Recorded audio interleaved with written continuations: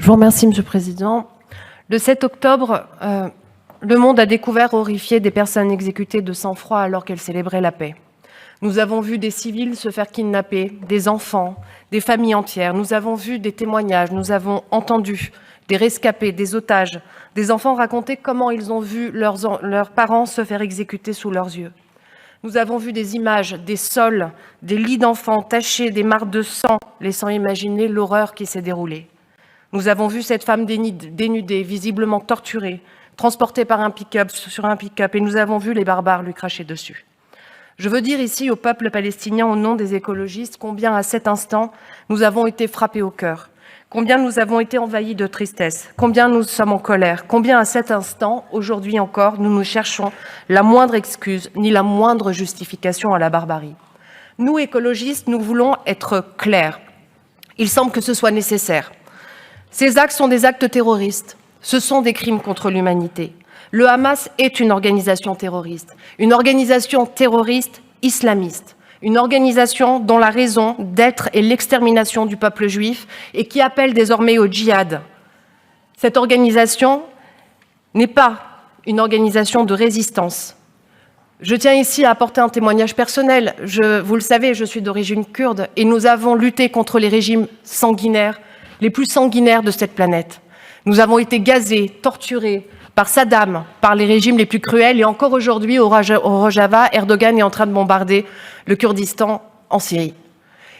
Et jamais nous n'avons cédé à la haine, jamais nous n'avons commis de tels actes de barbarie, jamais. Nous refusons donc de considérer que le Hamas sont des résistants, en tout cas leurs membres. Israël doit exister, Israël a le droit à sa sécurité, c'est sans conteste. Donc, Monsieur le Président, nous souscrivons sans aucune ambiguïté au texte que vous nous proposez. Mais voilà, vous nous avez proposé ce texte dans l'immédiateté.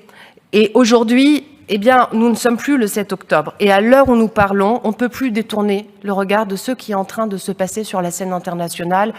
Nous ne pouvons plus ignorer non plus les potentiels manquements au droit international humanitaire, et nous ne pouvons nous contenter de réagir par un soutien à Israël. Nous devons appeler à la paix. Nous devons appeler à une solution politique parce que le Hamas capitalise sur ce qui est en train de se passer. Et la seule manière de lutter efficacement aussi contre le Hamas, c'est de trouver une solution politique pour qu'on ne tombe pas dans le piège qu'il est en train de nous tendre.